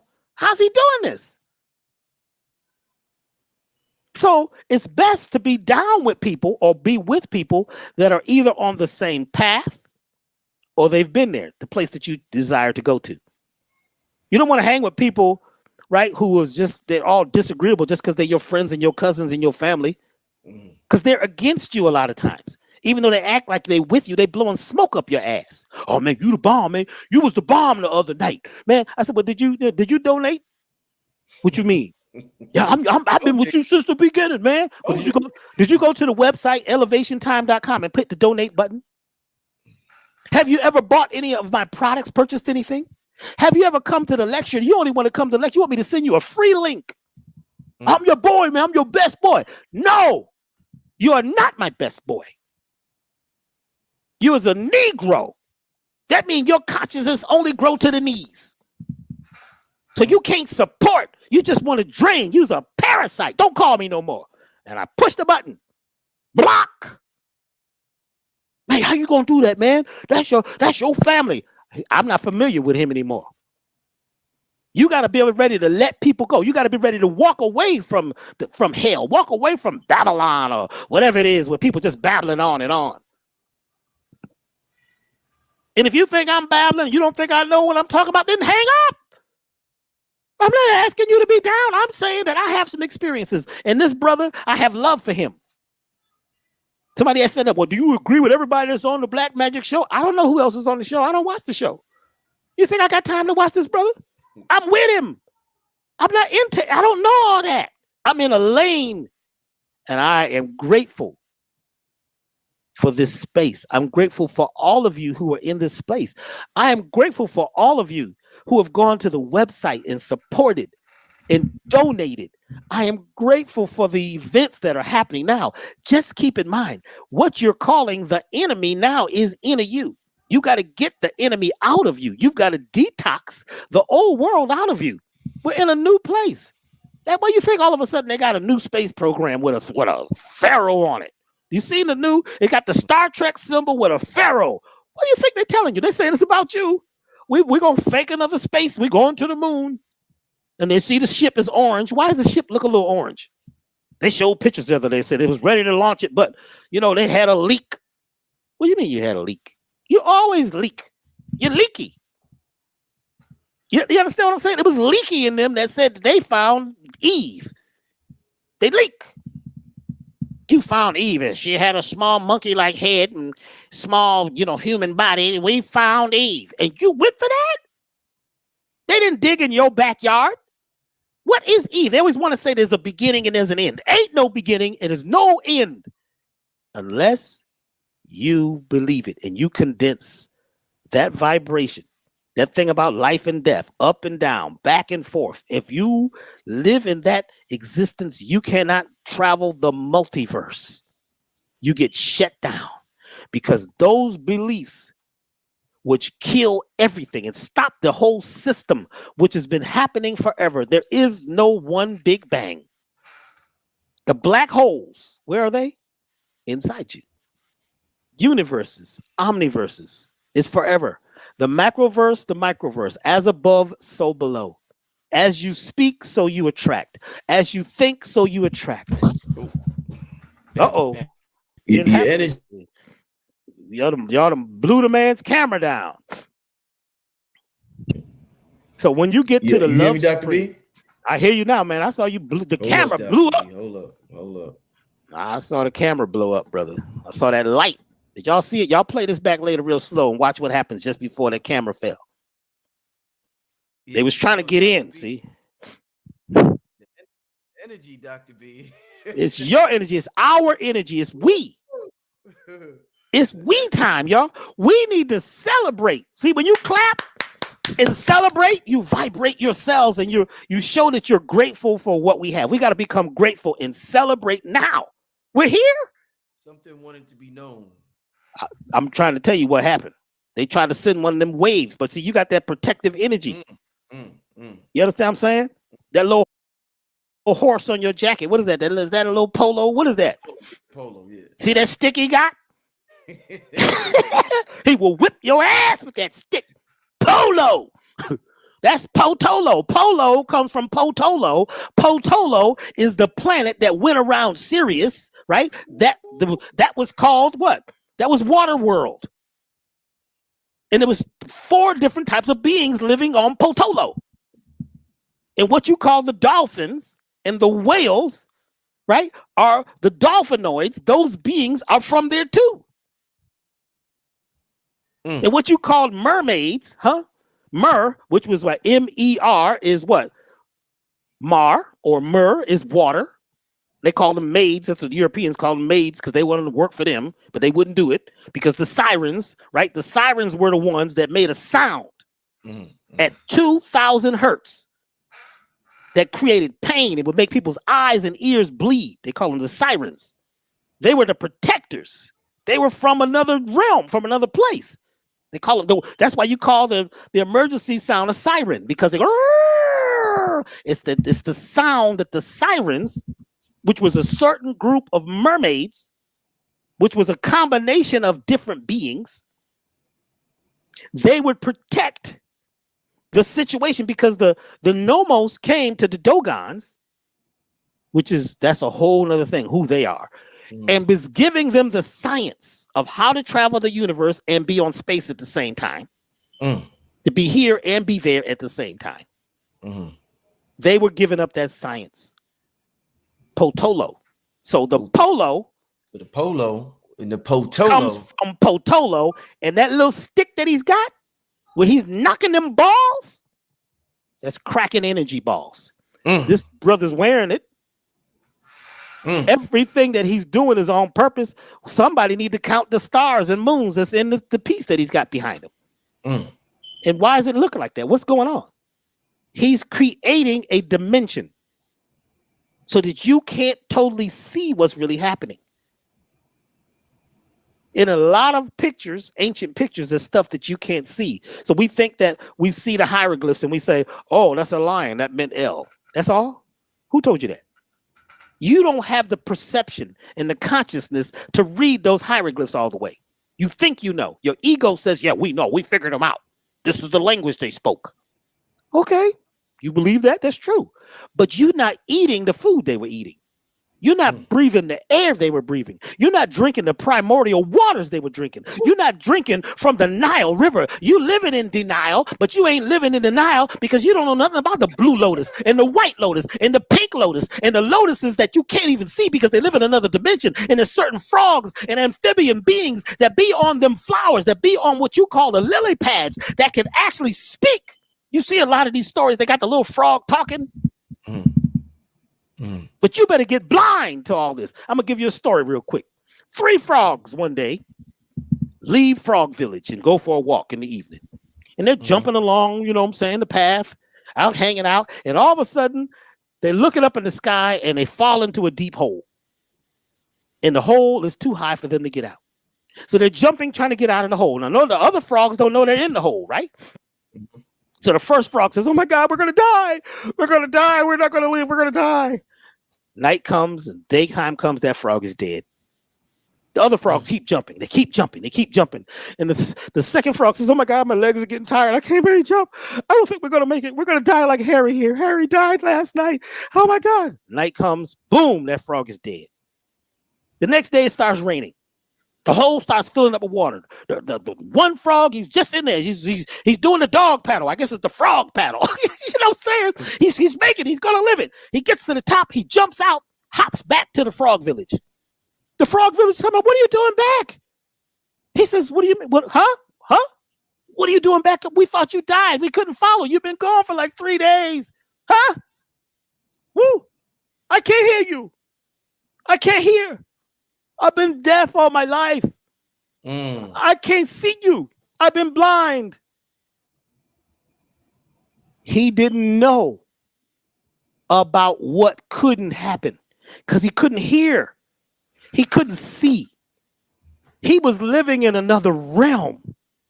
So he didn't give up.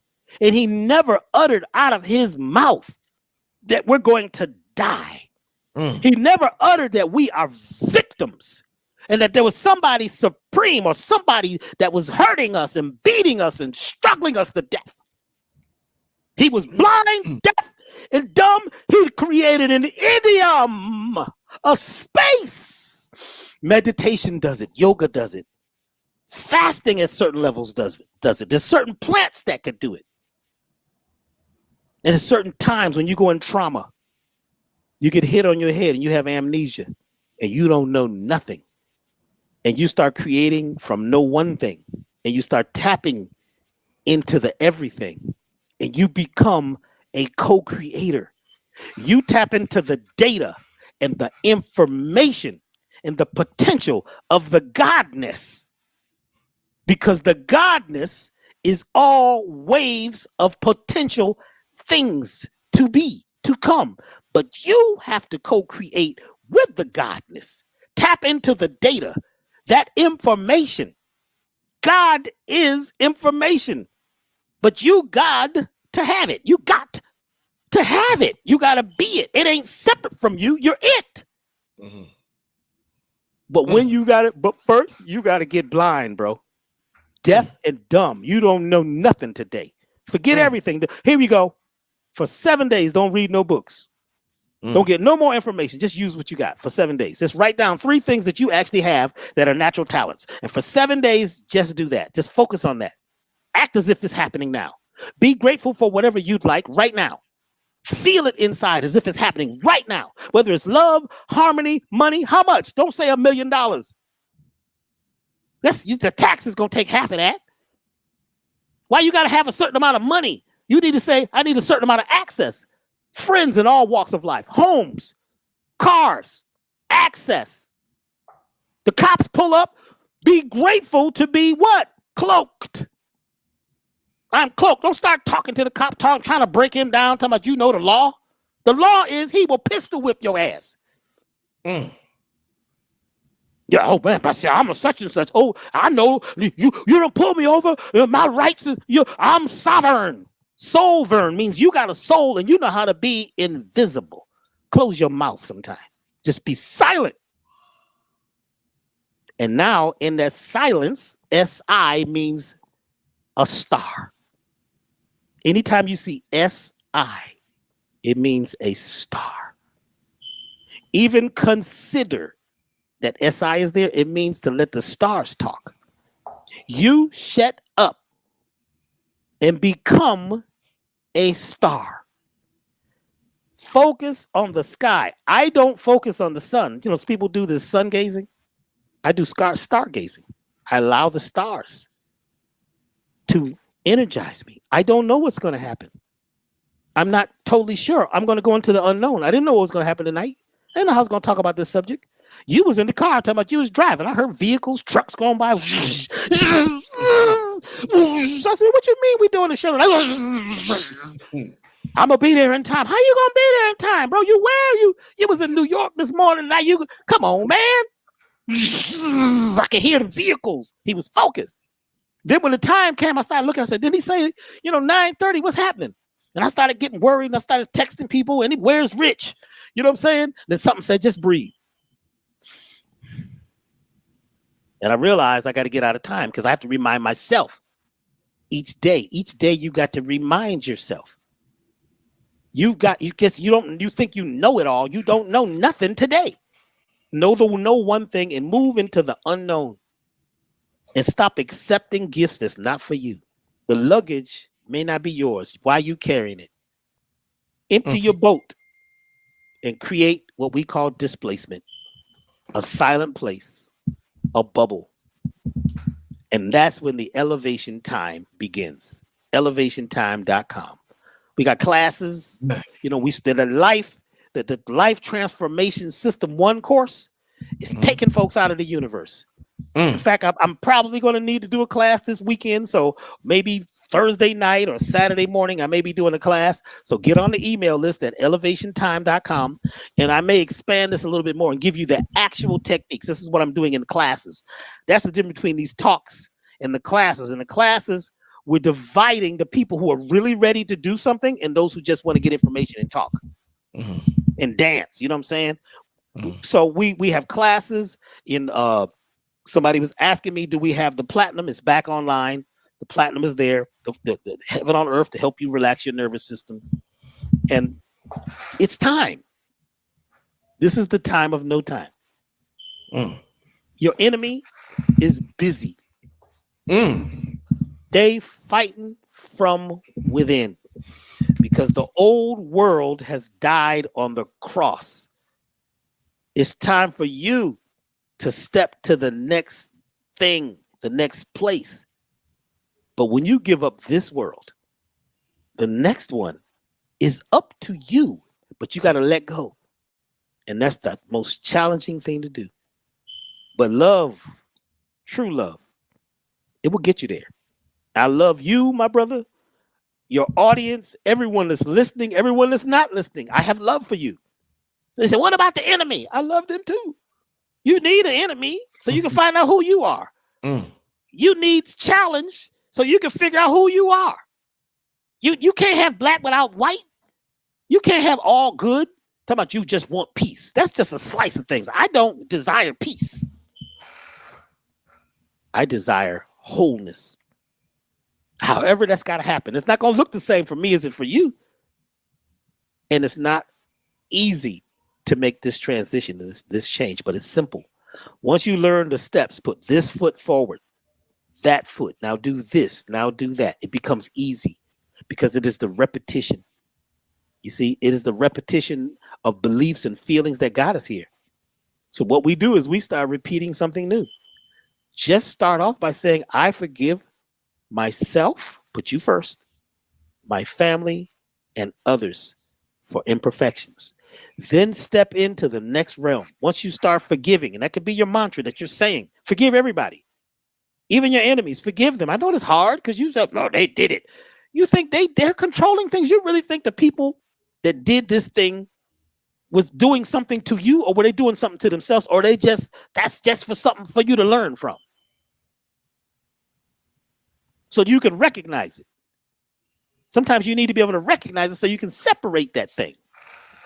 But when you get into this place, a space, a sacred place, when you can breathe, and this is what the detoxification program does. When you get out of get rid of them parasites and parasitic ideas, parasitic entities, parasitic activities, because we got you changing your rhythm so that your oxytocin, which is your love hormone, and your serotonin can meet and create intercourse. Intercourse is a new course where several things come together and create orgasm. Orgasm is when things are reorganized. That's how you reorganize the system. That's Man. organics. That's organic. That's what organ, the energy that's wrapped around the planet. And that's what gold, oro, is gold. It's about being. And when you become it, by doing it, you can have it once you're grateful in advance. ElevationTime.com is where you find Dr. B. Listen, these shows just keep getting better and better, family. I mean, this is amazing. Can you hear me, Dr. B? Can you hear me? I hear you loud and clear, my brother. Because there's a little early. Okay. I mean, this is y'all can't front. Like, since this brother has been on here, like, it's amazing the levels we keep taking these shows. This is some amazing shit. This ain't normal. Don't think what y'all see going on now with my channel and the metaphysics and what me and this brother, this ain't normal, family. This is oh man, this is amazing. So I'm thankful to be a part of this. I'm thankful to be a part of this.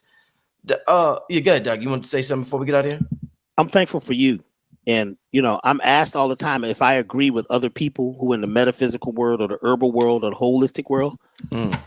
Listen, anybody that's doing anything to help people, I'm good with.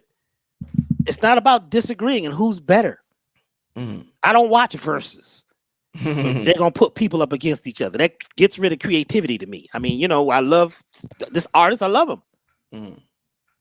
You see, anything that is helping right now, if it's helping you, it's good. We got to have love and respect for everybody. We could all work together. We don't have to agree. Facts. Don't ask me whether my stuff, how does my stuff compare to somebody? I don't know nothing about their stuff. I'm minding my business.